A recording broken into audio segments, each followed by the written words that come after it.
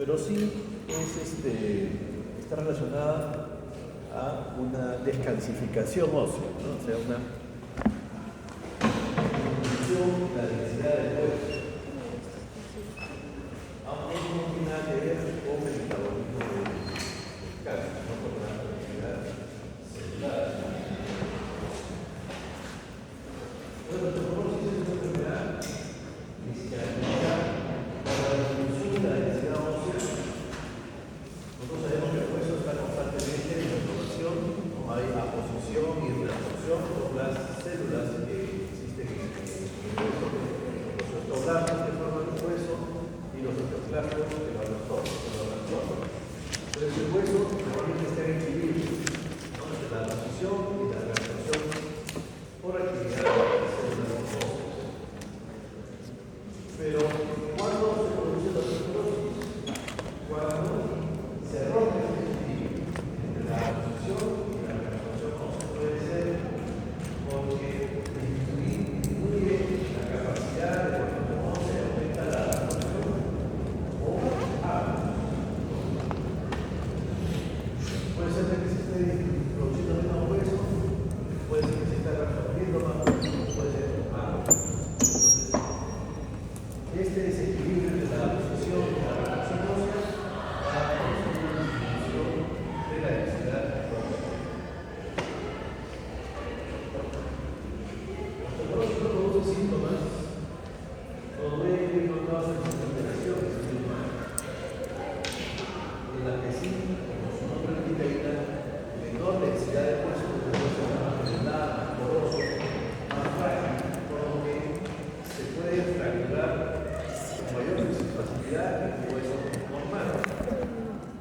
¿Cuáles son los problemas? Cabello de visitas. Con la osteoporosis, generalmente a veces ustedes también, ¿no? La cadera y la vértebra. ¿Tú puedes?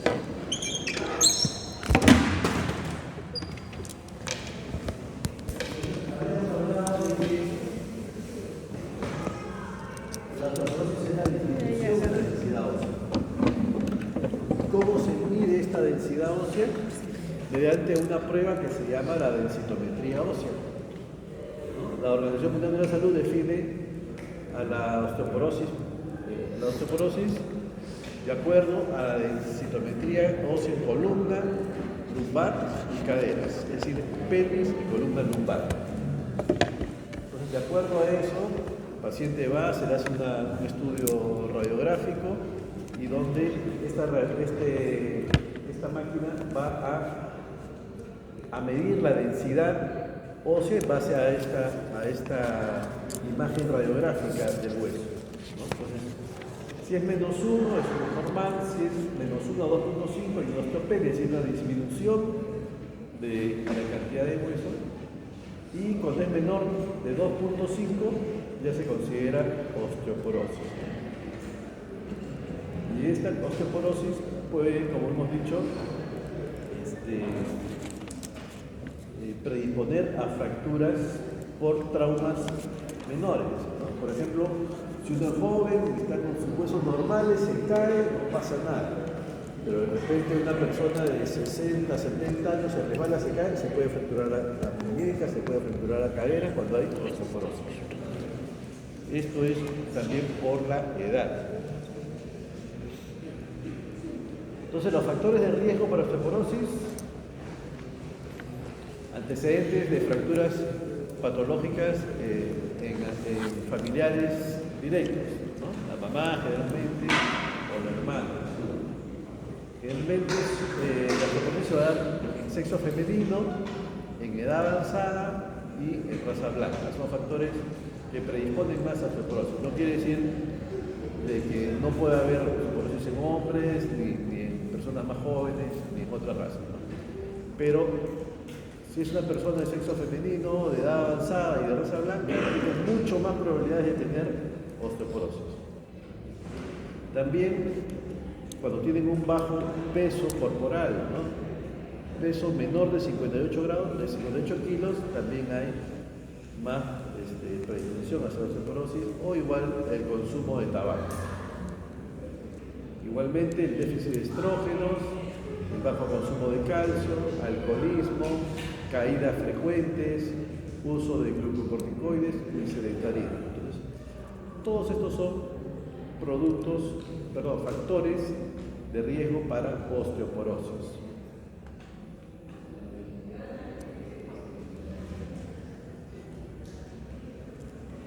Entonces, la osteoporosis se va a clasificar en primaria y secundaria. La primaria puede ser de tipo 1, que es la posmenopáusica, y la tipo 2, que es la senil. La posmenopáusica, que tiene relación más que todo con alteraciones hormonales, disminución de calcio, otras alteraciones endocrinológicas. Y la del tipo 2 es la senil, es decir, ya con la edad, ¿no? Que se produce una disminución en el metabolismo óseo y por lo tanto disminuye también la densidad ósea.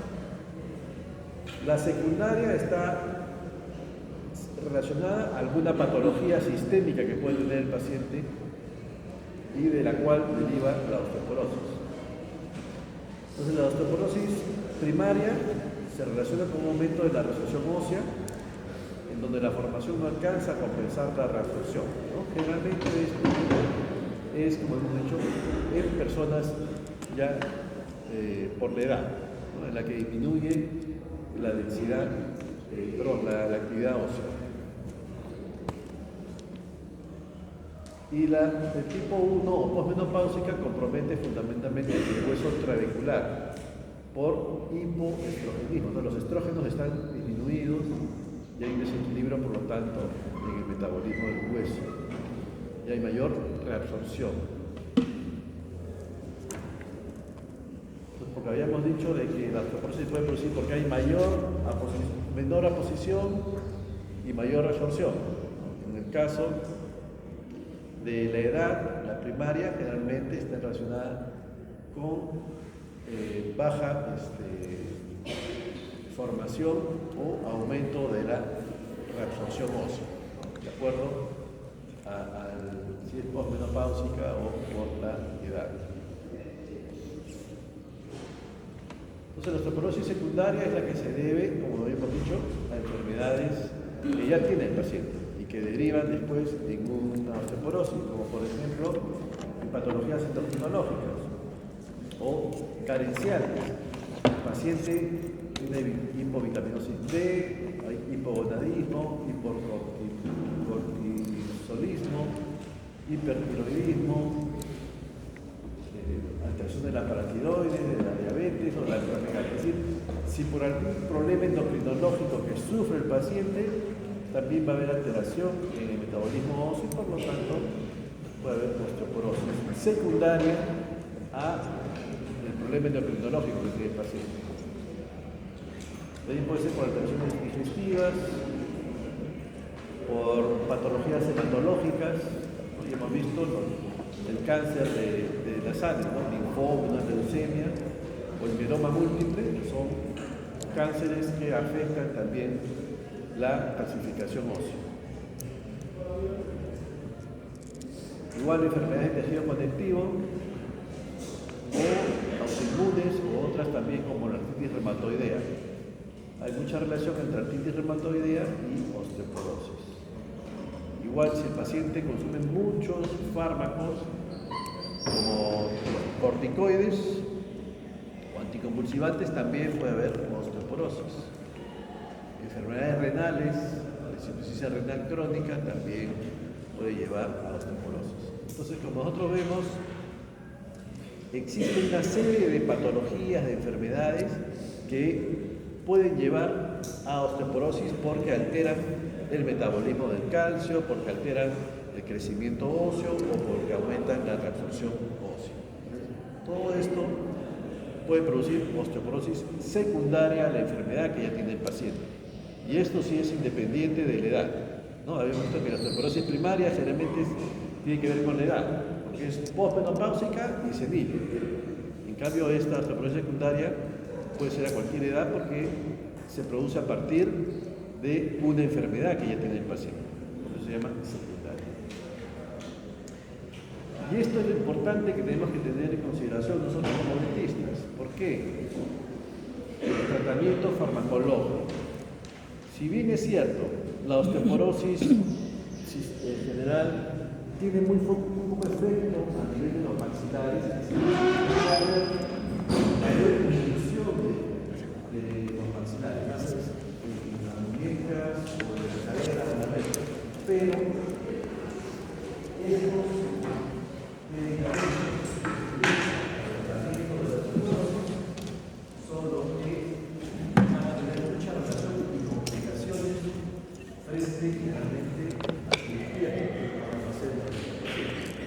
Cuando hablamos de cirugía nos referimos a las exóseas, los implantes, las cirugías, los ortodontales, etc. Cirugías que nosotros normalmente hacemos en nuestro paciente. Siempre hay que ver que es una anamnesis que el paciente no quede preguntando si está tomando qué tipo de medicamento. Eso es lo importante. Los medicamentos que se usan para la osteoporosis actúan disminuyendo el número y la actividad de los osteoclastos, es decir, disminuye la reabsorción. Pero también inhibe un poco, inhibe la reabsorción y la posición no la estimulan, pero hacen que el hueso no se esté reabsorbiendo más, entonces se mantiene y permite que se mineralice un poquito más, capta un poco más de calcio. Pero a la vez de esto hace también de que disminuyan las células alrededor y el flujo sanguíneo. Al reducirse el flujo sanguíneo en el hueso, este hueso si se produce una infección no se va a poder defender y va a producir una necrosis ósea. Y este es el principal riesgo de los pacientes con osteoporosis. Si bien la osteoporosis no afecta, como les digo, normalmente a los huesos maxilares, pero sí produce que haya mayor densidad en estos huesos, menos células y por lo tanto mayor predisposición a necrosis. ¿Cuáles son estos medicamentos que se utilizan más? Por vía oral, realmente son los alendronatos, ¿no? Por vía oral se toman semanalmente, pero actualmente se están utilizando mucho los fármacos que son inyectados endovenoso una vez al año o cada 6 meses. Entonces, muchas veces el paciente no se acuerda que le han dado estos medicamentos, ¿no? Porque como es una vez al año que se le coloca una inyección, que muchas veces el paciente ni sabe qué es, pensando que es vitamina D o cualquier otra cosa para su hueso, ¿no? Pero generalmente es el ácido zoledrónico, ¿no? Este de aquí que se va a usar en forma anual, una vez al año, una inyección intravenosa y listo.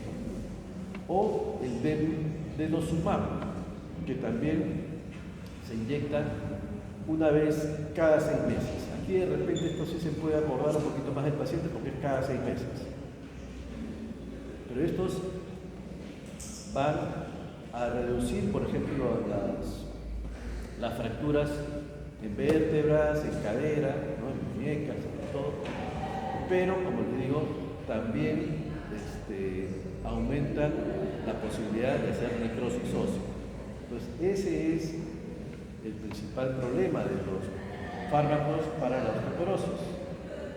El denosumab es la primera terapia biológica probada para tratar la osteoporosis y actúa disminuyendo la diferenciación de los osteoclastos y promoviendo la apoptosis osteoclástica. Es decir, va a hacer de que los osteoclastos no produzcan mayor reabsorción ósea porque los inhiben o porque los mata. O sea, hace que la apoptosis, la muerte de los osteoclastos sea más rápida de lo normal. Entonces estos antiresortivos, que también se llaman antiangiogénicos, es decir, no van a formar vasos sanguíneos, están relacionados con la osteonecrosis de los maxilares, ¿no? En español van a encontrar como ONM y en inglés como la AROM. Entonces, estos se refiere a antirresortivos, osteonecrosis, o sea, maxilar.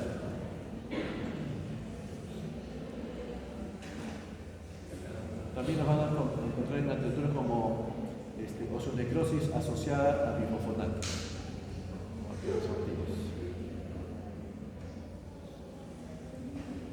Entonces la osteonecrosis maxilar, ONJ, en inglés, relacionada a los antirresortivos, por eso ARJ, ¿no?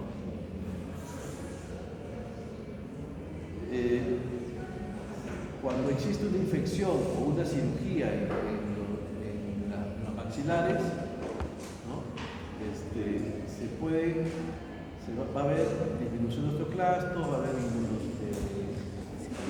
células inmunológicas van a estar disminuidas, van a haber menos células óseas, va a afectarse la formación del endotelio y también de la mucosa. Entonces, todo esto va a traer como consecuencias, por ejemplo, si están disminuidos los osteoclastos, va a haber menos reabsorción ósea. Si hay disminución de células inmunes, va a haber mayor capacidad de mayor susceptibilidad a la infección. Está remodelado óseo, está suprimido. Hay isquemia cuando hay menos irrigación y también hay más toxicidad en tejido blando. Todo esto, frente a una infección o a una injuria quirúrgica en la que no va a poder haber una buena cicatrización, hace que las bacterias ingresen fácilmente y se pueda producir una osteonecrosis de los maxilares, de lo que estábamos hablando. Y esto es una complicación muy difícil de tratar en los pacientes. Nosotros vemos acá un caso de un paciente que vino para hacerse un par de implantes, ¿no? Le pusimos un par de implantes. Habíamos hecho la anamnesis, el paciente nunca me dijo que tenía osteoporosis, nunca me dijo que tenía ningún tipo de tratamiento para osteoporosis y que no tomaba ningún medicamento. Entonces, colocamos los implantes y a la semana viene con fíjense, la encía que había estado totalmente tapando los implantes, se ve aquí el hueso amarillo, medio necrótico, y eso es típico de una necrosis ósea. Entonces, ahí inmediatamente comencé a preguntarle si tenía osteoporosis, si tomaba algún medicamento, si había puesto alguna inyección, y me juraba y me perjuraba que no, que nunca había tenido osteoporosis, no tenía osteoporosis, que no le había puesto nada. Entonces, hicimos un control y como al mes recién de control me dijo, sí, yo tengo una inyección cada año, recién se acordó que le había puesto, no acordaba que sí me había puesto una inyección. Entonces, ese era muy importante, el ácido solentonato, y que produce ese tipo de necrosis, ¿no? Entonces, felizmente, como era una necrosis bastante pequeña, pudimos raspar el hueso, avivar, volver a suturar y colocar full clorexidina todos los días durante 2 o 3 meses hasta que se rompa.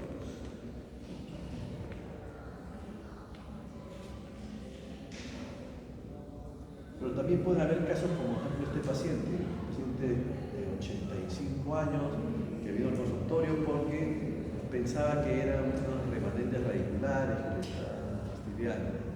Entonces, a la hora que vemos y hacemos el pequeño aparatito para tratar de sacar esos remanentes que según se llama secuestros óseos, fíjense lo que salió. Lo que se veía en boca era esta puntita.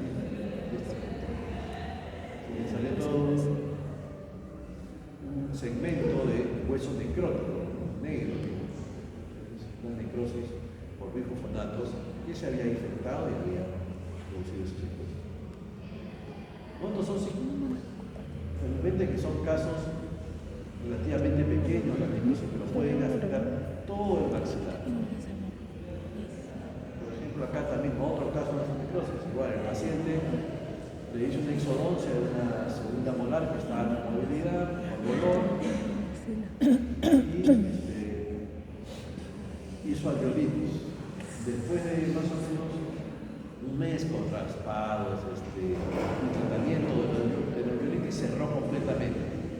En ese mes también comencé a preguntarle al paciente si tenía algún tipo de nada. No, hasta que después acordó que sí, que le ponían una vez al año. Entonces, por eso siempre insista, por favor, pacientes, sobre todo mayores de 40, 50 años, que vayan a ser sometidos a una isodoncia, cualquier tratamiento quirúrgico, insistir, repetirle todos los días que ven, al que lo vean, si tienen algún medicamento para la osteoporosis. Porque uno dice, no, solamente tomo vitamina D y calcio. Hay que sospechar si ya tiene vitamina D y calcio, seguramente también le colocan algún antirresortivo. Y ese paciente tiene que entrar a sala de operaciones, acá sí, para sacar casi medio maxilar, y la necrosis, la seno maxilar. Tuvimos que entrar a sala de operaciones por la necrosis. Eso fue cuando ya regresó después de unos 6 meses. Ya había sanado de la exodoncia que yo le había hecho y ahí me dijo ya que tenía osteoporosis. Entonces le hice una prueba para ver y después regresó que le dolía este diente de acá, quería que se lo saque, inmediatamente no, le hicimos ya el CTX está abajo, no, vamos a esperar un tiempo para que se recupere. Y el paciente desapareció y a los 6 meses viene así. La necrosis ya expuesta.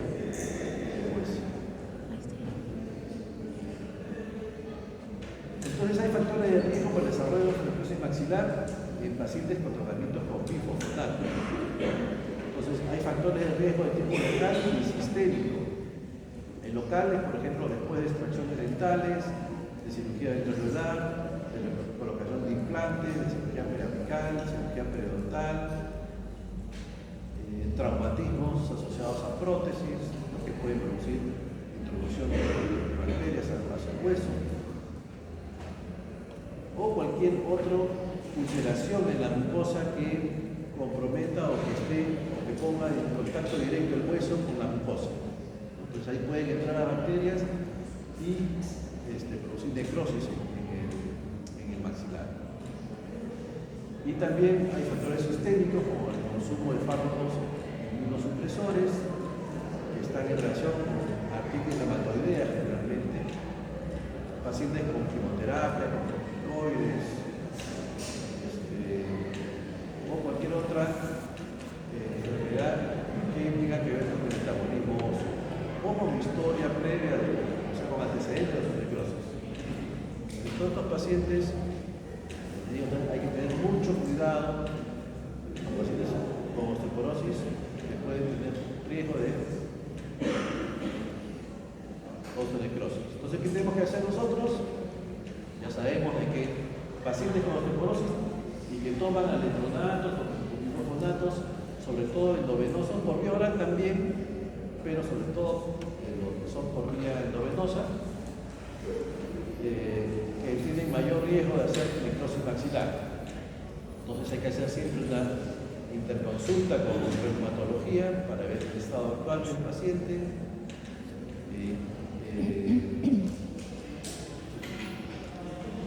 Igual, todo tratamiento conservador debe de ser escogido contra uno que sea quirúrgico. Pero si vamos a hacer una exodoncia, si se puede hacer endodoncia, pues podemos hacer endodoncia para evitar el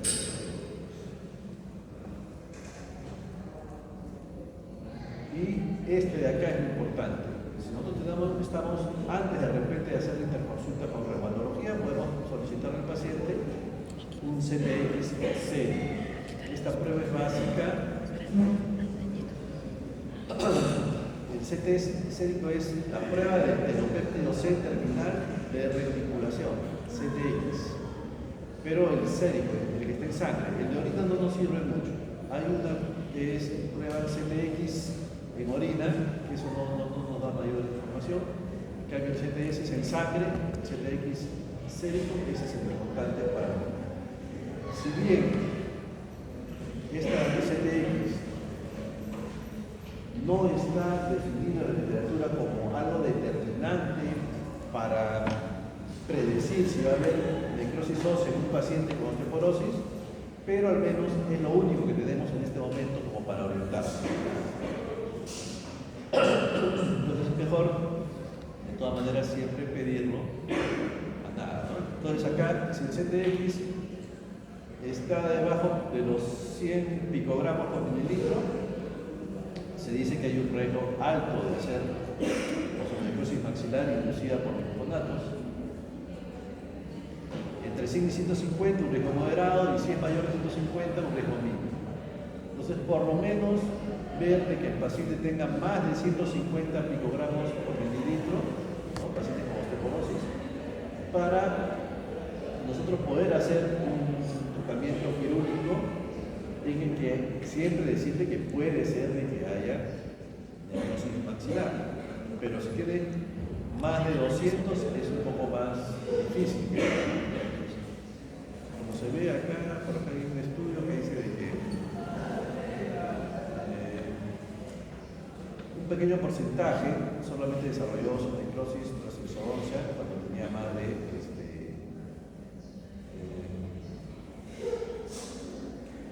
menos de 150, pero igual.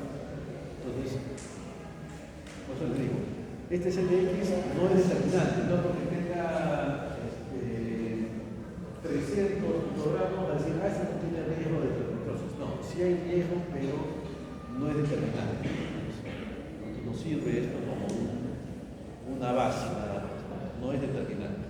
Pero es lo único que hay ahorita como para poder tener una idea de cómo está cicatrizando ese hueso osteoporótico. Muy bien, entonces eso es lo importante en la osteoporosis. Tenemos que ver